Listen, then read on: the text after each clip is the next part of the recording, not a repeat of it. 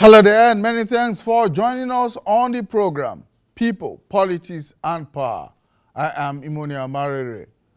Last week, the Minister of Finance, Budget and National Planning, Zainab Ahmed, announced that Nigeria has secured a World Bank facility worth $800 million to provide post-petroleum subsidy palliative for about 50 million poor and vulnerable Nigerians ahead of June 2023.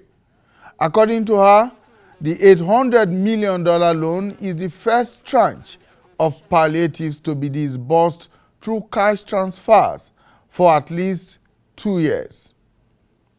Now, President Muhammadu Buhari's government has repeatedly made its intentions known to halt fuel subsidy before the inauguration of the incoming administration on May 29, 2023.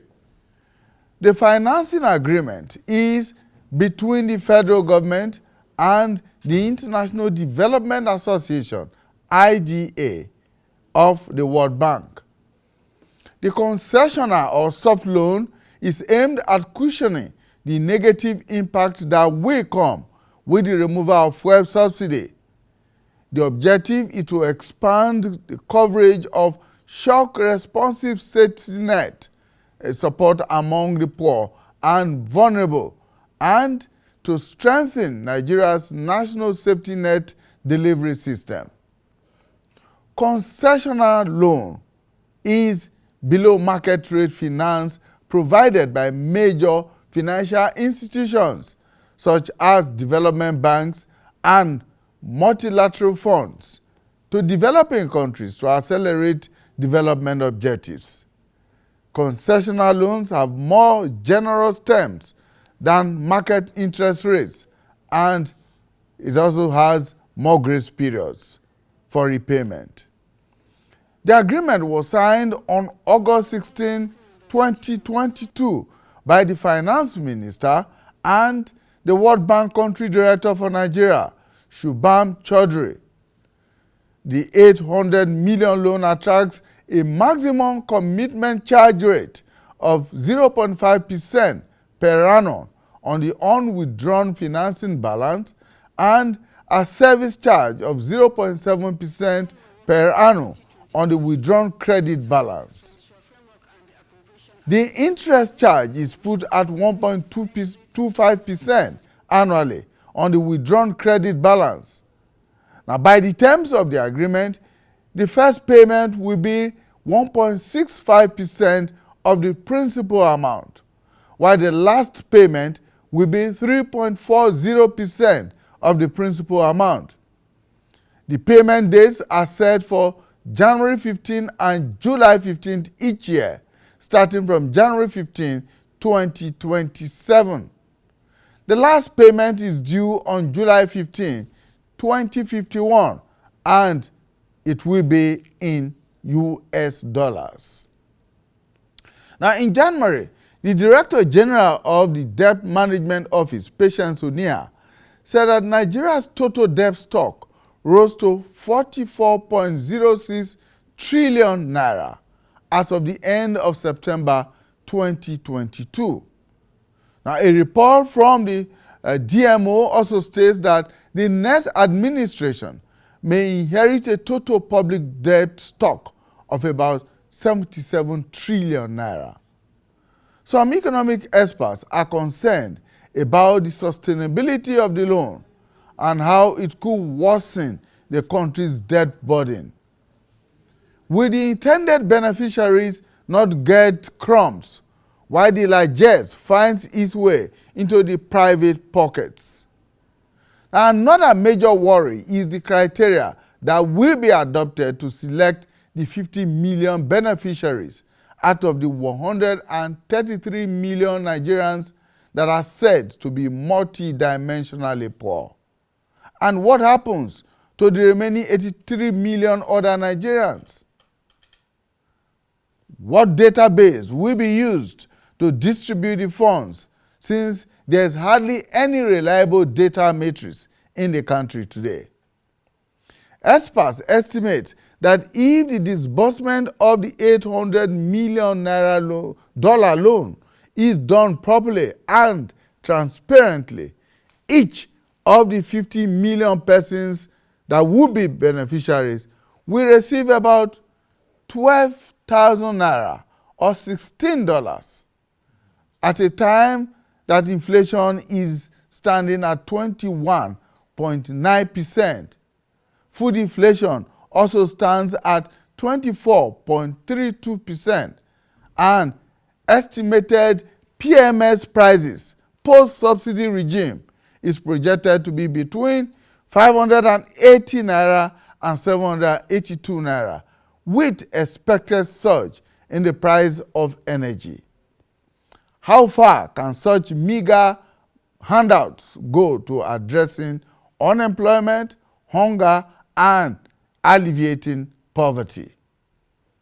Some other analysts have therefore suggested that the loan should instead be channeled to areas that will benefit the masses, more like in the health sector, education, and agriculture.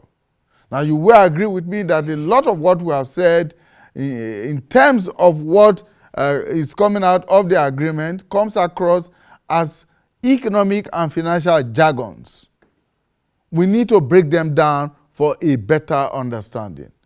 What is the likely impact of on the economy in the long run? Well, I'm joined in the studio to discuss this and to do all the breakdown for you to understand where we are going, where we stand and where we are going. Two economic experts right here in the studio. First is Dayo Omogun. He's a public policy analyst. Thank you so much, Mr. Omogun, for joining us. Thank you very much. Also joining us is Umar Yakubu. Umar Yakubu is the Executive Director, Center for Fiscal Transparency. Thank you so much for joining us. Thank you. All right, let's go on a short break. When we return, we'll go straight into our discussion. Stay with us. We're working on the 2023 Medium-Term Expenditure Framework and the Appropriation Act. We made that provision to enable us exit fuel subsidy by June 2023. We're on course. We're having different stakeholder engagements. We've secured some funding from the World Bank. That is the first tranche of palliatives that will be that will enable us give cash transfers to the most vulnerable in our society that have now been registered in a national social register. Today, that register has a list of 10 million households. 10 million households is equivalent to about 50 million Nigerians. But we also have to raise more resources to enable us do more than just the cash transfers. And also, in our engagements with the various stakeholders, the various kind of asks that we have go beyond the requirement of just giving cash transfers. Labour, for example, might be looking for mass transit for its members. So there are several things that we're still planning and working on. Some we can start executing quickly, some are more medium-term implementation. Minister of Finance, Budget and National Planning, Zainab Ahmedieh, trying to explain what the $800 million loan from the World Bank will be used for and how it will be disbursed to an estimated 10 million households, the equivalent of 50 million Nigerians who are considered to be multidimensionally poor. My guest, Dayo Omogun, Public Affairs Analyst. Umar Yakubu is the Executive Director, Center for Fiscal Transparency. Right. Thank you, gentlemen, for joining us. Again, yeah. Let me begin with you, Mr. Yakubu. Yes, sir. Okay. The $800 million loan. Some have argued that it was not necessary to take this loan. What are your thoughts on this? Well, my initial thoughts are that even during the military regime, now let's talk about during President Babangida around 1985-86 during the IMF loan, where the government then wanted to take about $2.something billion. Now, even under the military regime, there was a lot of engagement. The academia were invited, ASU were invited, trade unions, labor unions, on taking one single loan. So that process has kind of been discarded in a democracy that we're operating now. You can imagine since 1999, or let me say from 2015, the amount of loan they have taken has ballooned by over $172 billion, which I think if you convert is what's giving the total debt stock to about 44 trillion naira today. When they came, it was much less than that. It was about 70 something. So they added that amount. So what is important is the process of even obtaining loans. Now, when you engage people properly, there's actual wide stakeholder engagement. You'll find out that there will be more inclusion about whether we actually need the loan or we don't need the loan. Right now, they have just informing us after their Federal Executive Council meetings that they have taken the loan. What about the process of even before you take the loan? Yeah, some may argue that we have the National Assembly, which they get approval 99% of the time, as far as I'm concerned. Everything that goes to the National Assembly comes back approved from the executive, especially in terms of loan. So there's 100% compliance in that area. Now the National Assembly has approved the loan, but what about other stakeholders that need to interrogate the necessity for the loan? And I think that if they had engaged other people, the academia, the ASU now, the labor unions, the Nigerian Bar Association, and other people, because it's a loan and Nigerians are going to pay this debt. It's not only the National Assembly members, I know the representatives, I know, but if they had engaged every other sector of the economy, you might find out that would have brought out these issues on the need of not to take this loan. So this is my take on this. Mr. Mogu, was the loan necessary in the first place? I would say that at a point like this where the economy is in dire straits and there's so much poverty, we indeed need help. But what kind of help are we getting? Is it a poison chalice? Is it something that's going to worsen our situation?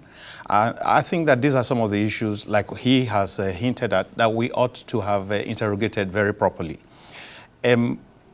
If we're going to manage it properly, and if it was going to be channeled into a sector, an area where we would have like returns, like it's not going to be into consumption. The way it is going into consumption. We're going to give it to 50 million or 50 million persons, 10 million households. I do not think that that ought to be our priority. First of all, let me say that at this point, less than 50 days for the government to wind up, I do not think that this ought to be the priority of this government, except, okay, you also want to say that this had been in process for some time. So I am saying that if you had this money and it was going to be channeled to, for example, developing the refineries, ensuring, for example, I mean, you look at the conversion. I was looking at the conversion. I don't even know exactly the rate it used, but it said the money translates to about 368 billion naira. And I'm wondering exactly how much do we need to fix at least one, even if it's just one, of the refineries. Now, remember that this administration came into power on the heels of so many promises that we can clearly see were just bogus promises. They were not intended to be fulfilled. Because in 2014, when the campaigns were on, this government, I mean, at that time, the party said they were going to ensure that the refineries get to work again. Now, 7 years plus after, we have none of the refineries that are working. That's a big, big minus. And at this point, when they are wrapping up, one would have thought that they will look for opportunities to ensure that good legacies are left behind. One of the such legacies that they should have ensured they left behind would have been at least one of those refineries working. Now, if one of those refineries get to work, what it will the ripple effect, the outcome will be that costs will go down. And once costs go down, it will be easier to afford. And I mean, you won't be talking about subsidy, and then the cost element would have crashed significantly. I think that those are the areas we should have been pursuing, because first of all, anything that concerns conditional cash transfer is fraught with all kinds of loopholes, and Nigerians, we know that we take advantage of those kind of loopholes. Like you, I mean, said when you were introducing, when you were talking at the beginning, you talked about, are we sure that a major part of these funds are not going to find their ways into the pockets of, I mean, private pockets? That's a huge concern. And the government at this point should be wanting to redeem its image, should be wanting to go down in history, I mean, for posterity's sake, in good light. Not this kind of charade. Because the point is this money, if you ask anybody on the street, because perceptions are real. I mean, perceptions, there's really no difference between reality and perception most of the time. It's a thin line. And so most of the people on the streets today think that this is one opportunity for people to line their pockets with public money, even as the government wraps up. And that shouldn't be the kind of image that this government should be living with. This loan agreement was signed as far back as August 2022. Right. It was not disclosed until a week ago. Yeah. That much time. It was kept away from the Nigerian public. Yeah. And it is expected to, the removal of subsidy itself, initially this government said was going to be before it leaves office. Exactly. But somehow it has postponed what I might call the evil day. Now it has shifted that burden to the next government. And it has obtained this loan and encumbered the incoming government. Exactly, yeah. And as it were, billions, if not trillions of naira have been spent in turnaround maintenance of refineries over the last almost 8 years. I mean, we are just about 50 days shy of 8 years of this government, yeah. and all of that. Now, that is one of the reasons why a lot of people are beginning to worry and in fact question the basis for obtaining this loan, keeping it away from Nigerians, and saying that, and in fact making decisions for the incoming administration, as it were. Yeah. Okay. Yes. Okay, yeah. That's why I initially gave you the context. It is very important we really digest the process for taking loans. They signed this agreement in September 2022. Just last week, they came to tell us that they were getting a grant. They didn't tell us it was a loan. So, and there's a difference between a grant and a loan. So Nigerians were misled. You can imagine the transparency issues, because initially we were not even transparent on that we took the loan. Now, when I think it was Budget, IT and Business Day that exposed that it was actually a loan, with, in your preview, you highlighted the conditions of the loan. Now, they now came to explain that yes, it's payable over 30 years, it's a soft loan, and all those excuses. Now, like I said, sir, even during the military regime, there were processes of taking loans. Now, since they came on board, and let's take just 2015 to 2019, I'm not saying loans started in 2015. We have been borrowing money, but it is important to highlight that during the Obasanjo regime, our loans actually came down.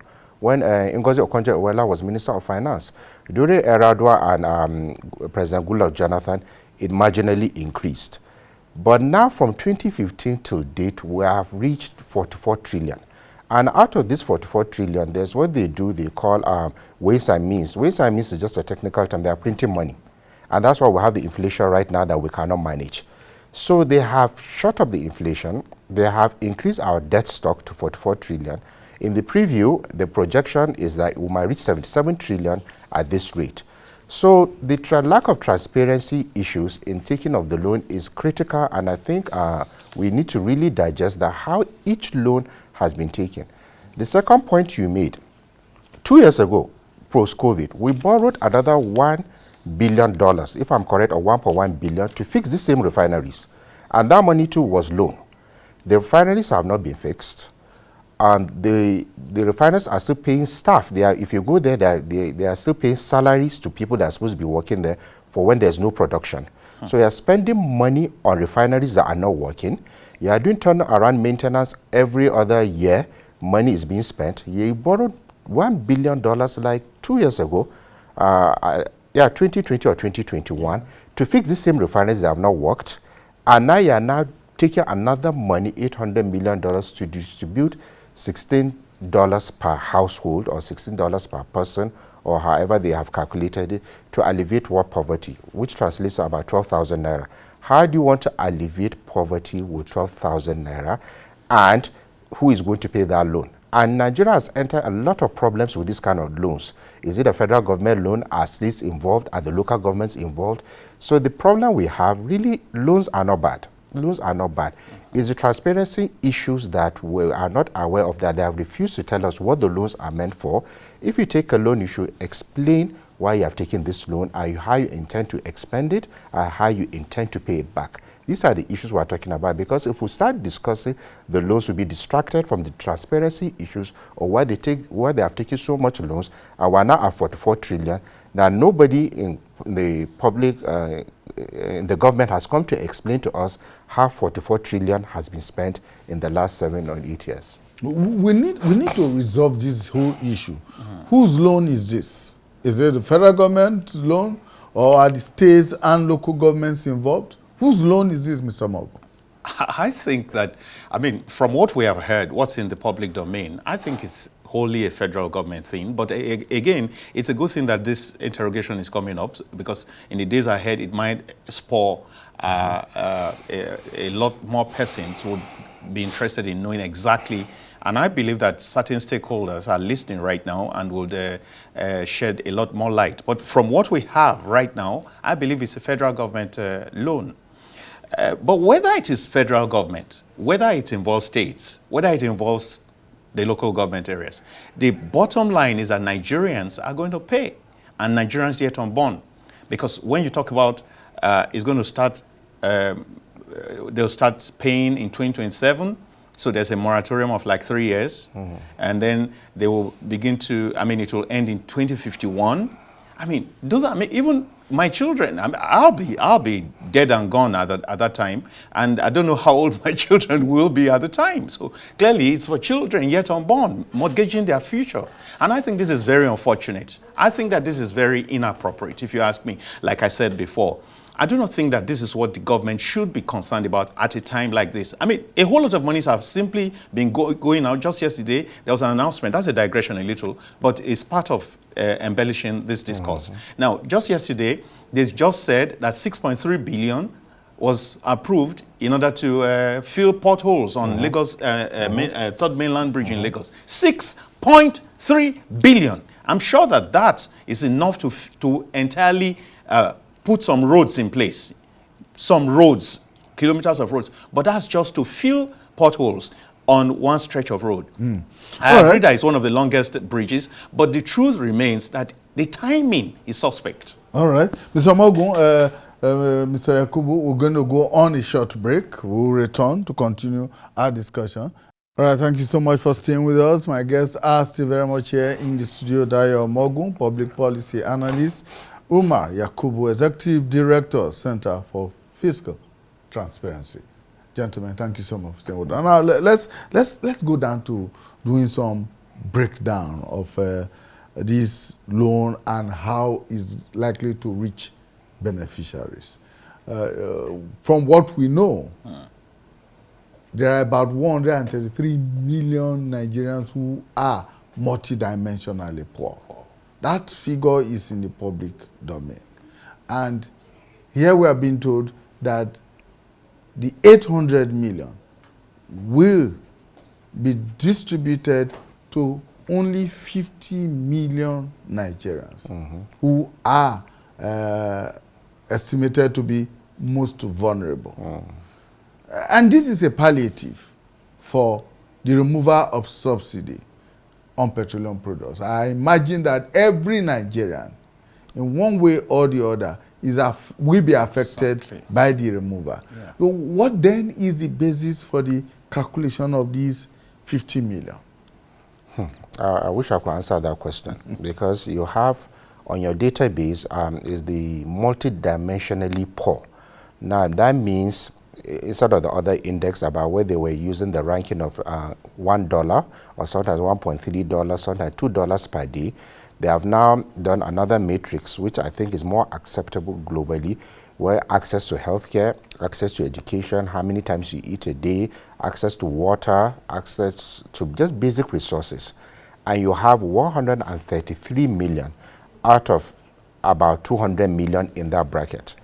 From what they have seen is from the database, and I think it was supported by the World Bank, is they are looking at households and assuming that in each house there are at least 5 persons. So they want to distribute those funds to 10 million households times 5. That's where they got their 50 million from. Now, back to the transparency issues now.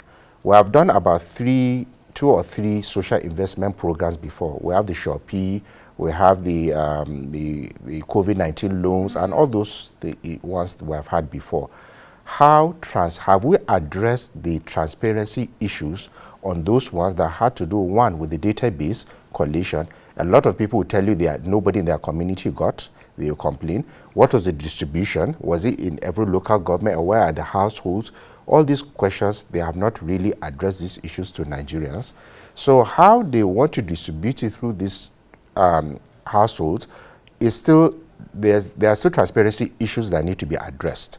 Yes, BVN, I think BVN helped, so a lot of people would have gotten it because of their bank accounts.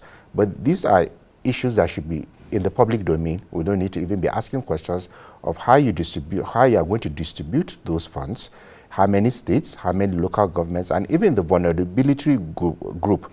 How many women are getting it, how many people with disability, at what income level. So all this information is not out of the public domain. So I don't think I'm in a position to accurately answer this question that you just asked. Maybe Mr. Morgan will assist us here. Yeah.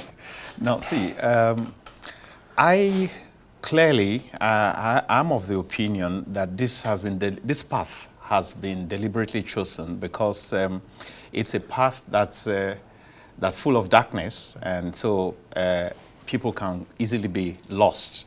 What do I mean by that? I have said before that we could have chosen a path of like investment, of repairing our refineries. Now, we know in Nigeria that there are no records. In fact, we don't have accurate records of people who have jobs, not to talk of people who are in that vulnerable section that we're targeting, that we're talking about. So it's a good place to play games. It's a good place to say we have paid. I mean, remember, this same administration during COVID said they spent so much on feeding, school feeding, while children were at home. Mm-hmm. He's been talking about transparency issues. Nobody has resolved that. Nobody has talked about that. That has not been sorted out. I mean, how do you, in good conscience, say that you spend such a humongous sum? I can't remember the figure particularly right now, but it was in billions. And then you said you spent so much money feeding children who were at home, they were not in school, under a program that is aligned with schooling. At the time, schools were closed. It was a global problem. Now, so the same thing is about to happen. Maybe they were taking the foods to them at home. At home. Nobody has explained that to us. And now, this is exactly what's about to be replicated, because we know that this, it will sound, it's not going to sound good in the ears of some of the people who are going to benefit, but the truth is that there are going to be too many ghosts involved in getting this.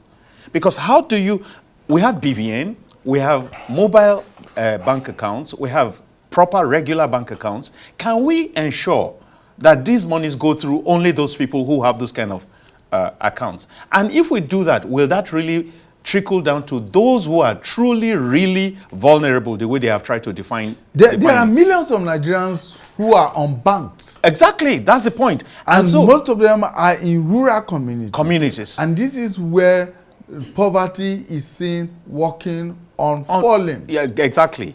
So what it says is that I could just say that I have gone to pay 1 billion naira in my village.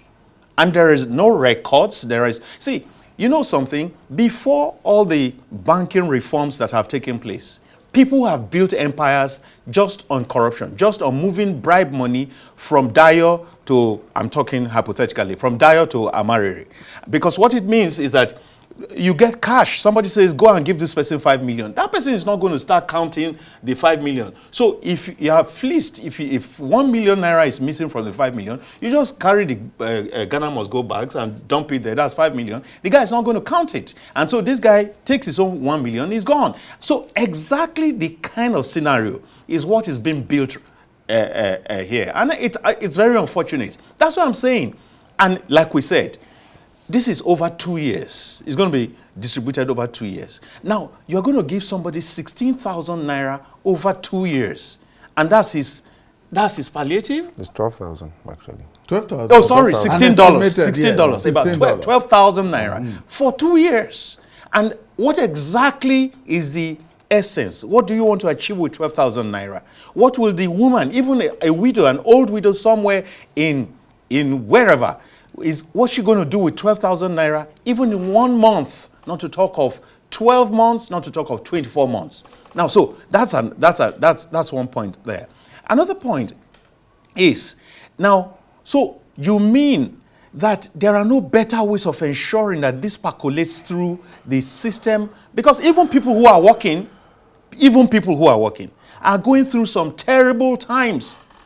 I mean, people who earn 50,000 every month, yet it doesn't take them home. And then you think that those people are not entitled to have some cushion from the subsidy that's going to be removed, that's going to make life a lot more difficult for them. I think that the government can do a whole lot better than this. So I'm saying, look, well, maybe it's gone past that right now because they've agreed probably with the lenders. But the point, again, is that there's no lender who truly wants to lend you out of your need position. There's no lender who wants to lend to you to make you comfortable, independent, and then be able to stand like him. And I think that that's what these lenders are doing. Because ordinarily, they know, because what is being sustained right now is our disadvantaged imbalance, the imbalance of trade. So we'll continually be in a position of supplying raw materials while they process the raw materials and send back to us, and then we pay exorbitantly for it. That's what's being sustained. And we ought to be sharper. We ought to be, more fecund. More rational in our thinking, more creative, to say no, we can't continue in this slavery. That's what it is. They know what they're doing. Why are they not giving us this grant, this facility to fix refineries? That will be a more lasting solution. That will mean that we don't have to go cap in hand all the time to them. But no, they'd rather sustain this slave system. That's what it is. And unfortunately, we constantly are falling for it because our elite benefit tremendously from this.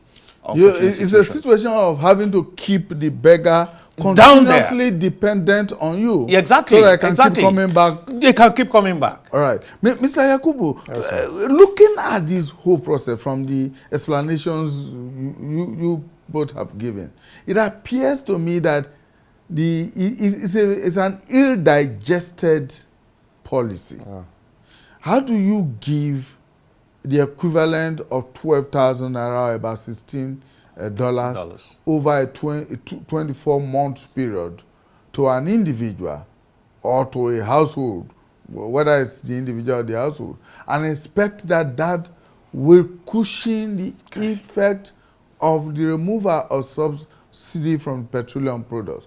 What kind of palliative is that? Like I said earlier on, they are even using this argument to distract us. It may make economic sense, neoliberal economics, to say you are removing subsidies and all these things, free market economies, that is all fine. Why are they removing subsidy? They are claiming revenues are low. We have a revenue generation problem in Nigeria.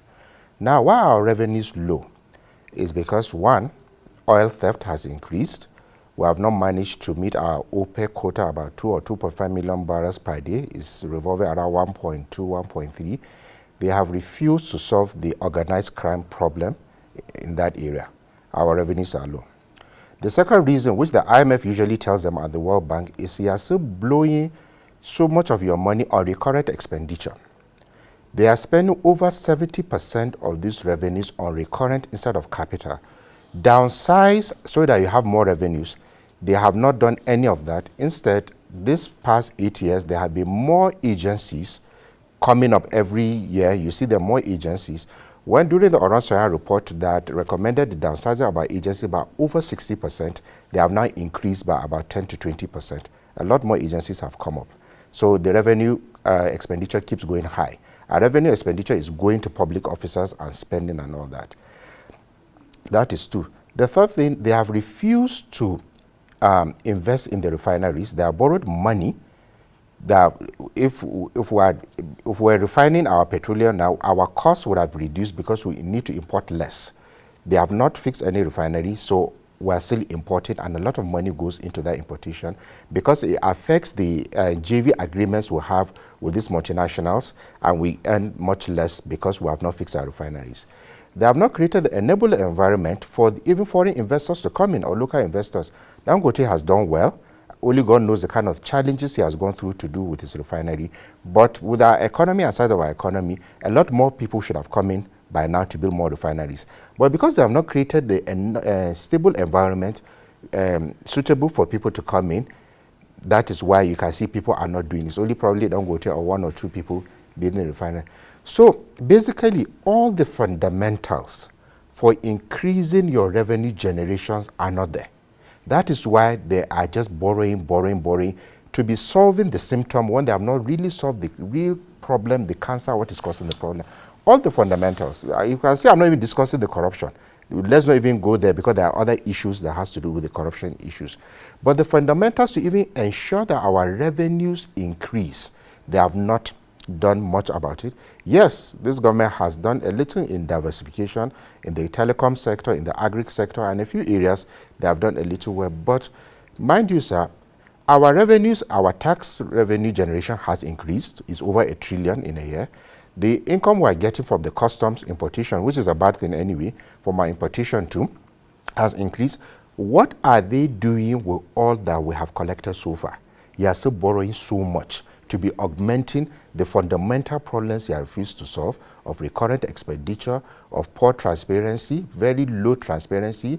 Just 2 weeks ago, we bought firefighting trucks for 1 billion each, about 12. We bought, you hear all sorts of expenditure. So we have not controlled, we have not disciplined ourselves on the revenue generation side and revenue expenditure. That is why we are now borrowing to feed that same system. So the issue is we have to solve that problem first, those fundamentals, before we even get distracted with all this borrowing and not borrowing. Because if we have solved it, you find out we may not need to have borrowed the 44 trillion as we have today. Then that brings me to the issue of where this places the economy moving forward. Our debt profile, like he said earlier on, has been on the rise. Yeah. In the last almost 8 years, it has almost tripled what it was when this administration came in. And so this administration is going to hand over a huge debt burden To the next one. to the incoming administration. How is that likely to impact the economy, even as we are looking forward to removing subsidy for petroleum products? Is there anything that the removal of the subsidy is going to be, say, like an add-on for the economy, if it does and when it does happen?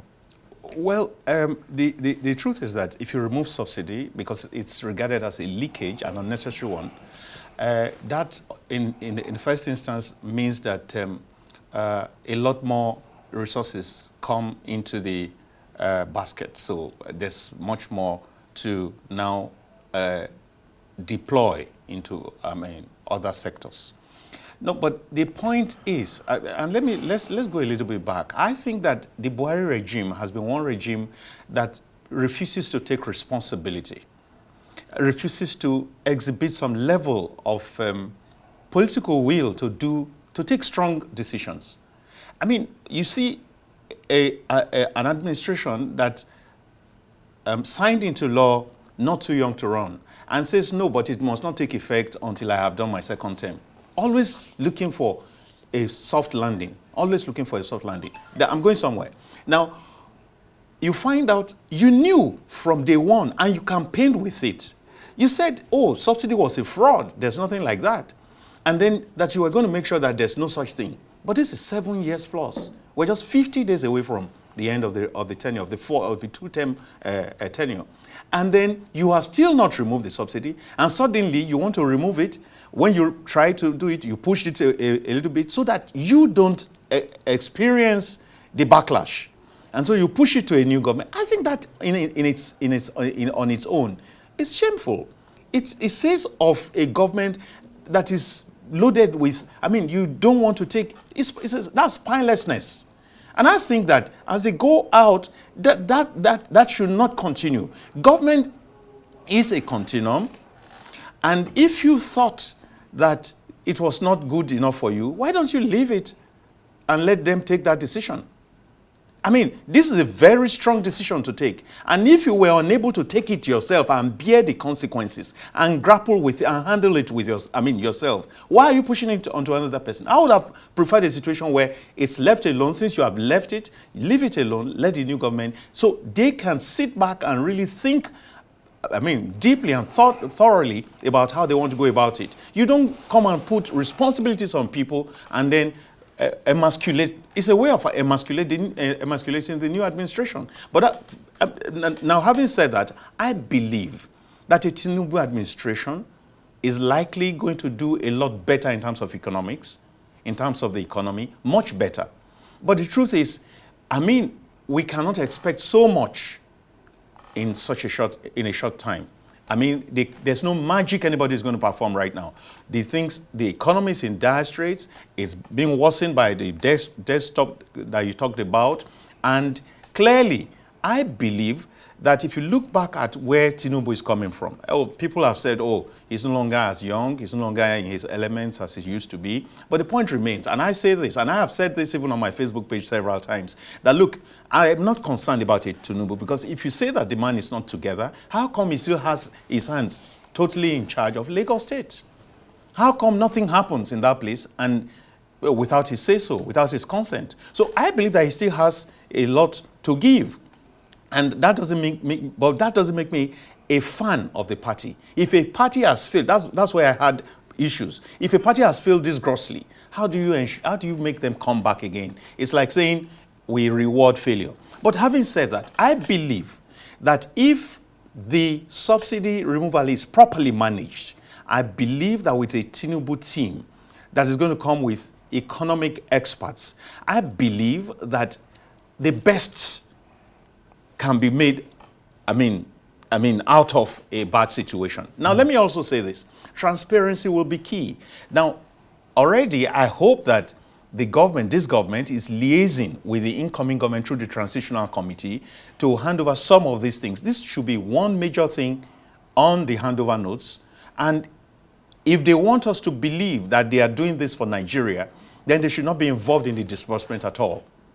This government should not be involved in the disbursement at all. They should hand over and say, look, we have secured this loan, this facility, and then these are the conditionalities, these are the people that we think should benefit. Please go ahead and check it out and do what you think is best for you, because they are going to bear the brunt anyway. If there's any backlash, if Labour takes them on, it's going to be the new government. So I think that they should leave it wholesale that way. That's very critical. It's critical. That's very critical. And that will lead me to my next question. Having obtained this loan, secured this loan, and encumbered the incoming government with it, can that government somehow renounce that loan, that agreement, and say at a point to say, look, we don't want it or we don't need it, we'll find other ways around our subsidy removal issues? Can it? Yeah, yes, they can. That would be their choice. It's just a loan agreement. Or if they don't do that, then we have committed as a country, we have to pay. By the time they remove the subsidy, they will have at least 2.1 trillion every year as savings. That's assuming we're consuming the amount of oil they say we're consuming. So by the time you remove the subsidy, you actually go to see the actual amount of our consumption, because somehow the figures increase every year, right from around year 2006 to 2007. It has been exponential, just increasing every year. Well, you and I have not bought more cars or consume more fuel. So what the subsidy removal will do is to give the actual consumption rate of how much we consume in Nigeria. So once you do that, they would have saved 2.1 trillion. Now, back to transparency and governance issues. Now, if you properly utilize 2.1 trillion savings now per year, you should actually be able to generate enough money to pay back the loan. Now, but this loan is just 800 million. We have 44 trillion from multilateral stakeholders that have given, multilateral institutions have given us some bilateral. Then we have even the internal debt stock we have that were borrowed from the central bank, because it's actually a loan. Yes, they are printing the money, giving away some means, but it's actually a loan they are supposed to pay back, though they want to securitize it or do some other things. That is fine. But it boils down to now economic management. Like he pointed out earlier on, I've noticed that this government, they actually don't have any economists in any critical position. Maybe that is why they're making these mistakes. You find that the background of most of them are either finance or accounting or law. There is no real economist on their think tank team to tell them about the burden of taking such loans and not utilizing them properly. So my advice is the next government, I want to assume they will come with economists that will really advise them on how to manage these things. Loans are not bad. Now we have to start thinking of ways of how we want to pay them back. It was done before. President Obasanjo did it. He brought it down through different mechanisms. Minister Ngozi Okonjo-Iweala went, some were debt forgiveness, some were cancelled, some the moratorium was increased, some they increased the payment. There are different ways you can do this thing. So that's what the next team needs to come and do. The debt is already there, is there. Rejecting it now does not really add much. It's 800 million out of 44 trillion naira, or about $173 billion, so it's still a lot of money. It's now hard to manage those things going for the next generation. Mm. Yeah, Mr. Mogu? Yeah, so I also would like to add that talking about the transparency, one of the things that will inspire confidence in the people and even in the hearts of the international world will be transparency. Recall that I guess it was during Okonjo-Iweala's time that this publication of how monies are shared among the three tiers was introduced.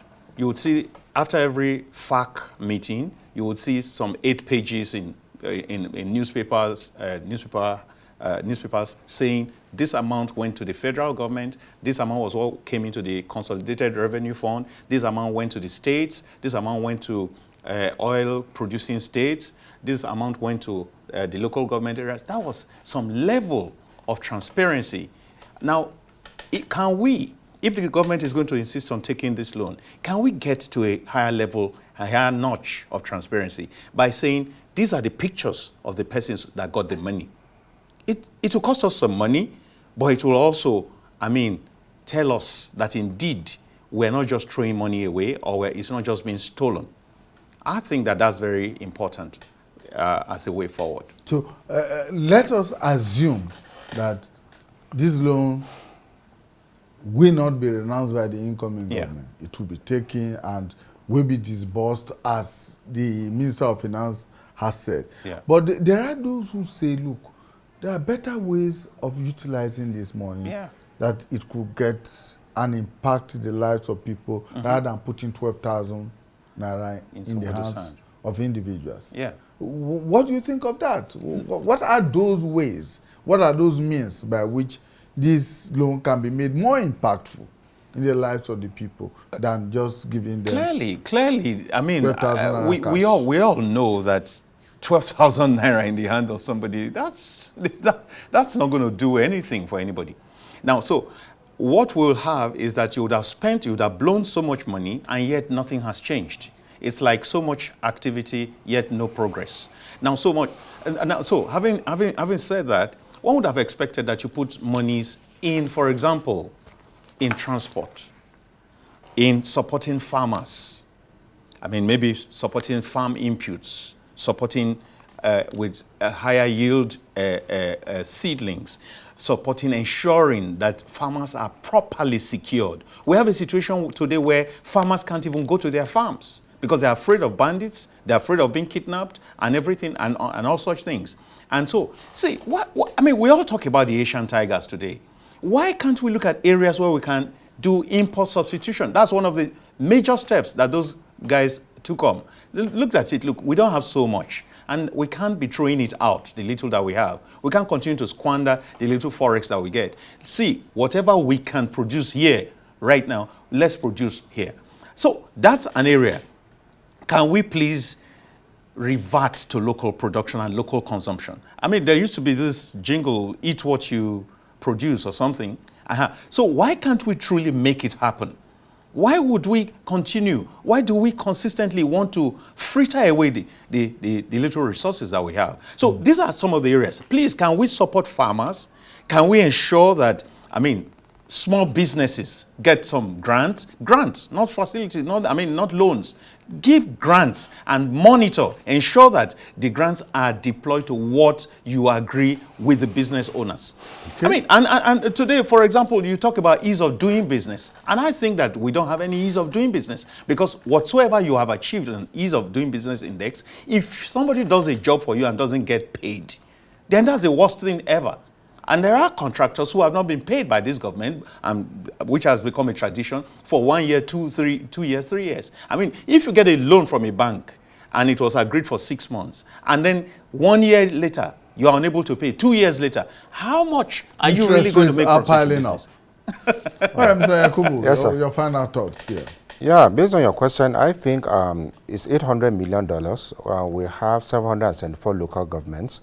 And there was a research done by Professor Soludo when he was in Central Bank, I think 2000, when he was the Central Bank governor, that every local government has an export potential. There's one crop or something that you can export and generate forex. So my view, the IMF will not give you a loan to give to a private sector investor, let's say like don't go to anything. That's not going to happen. It has to be some form of social investment. Now, what they could do is take $1 million each, give each local government, and invest it in that export potential that that local government has. So you see, by the time you do that, you have $704 million and some change to even use for other things. So, and that will be easily monitored, and you see you would have built capacity, built education, and boosted the platform for people to generate revenue, which in the overall sense helps the Nigerian economy. Thank you.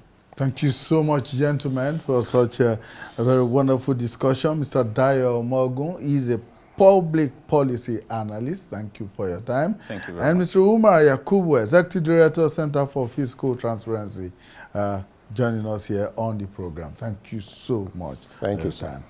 And so that's our program for today. Please join us again when we bring you a fresh edition of People, Politics, and Power. Thank you for investing your time with us. Bye for now.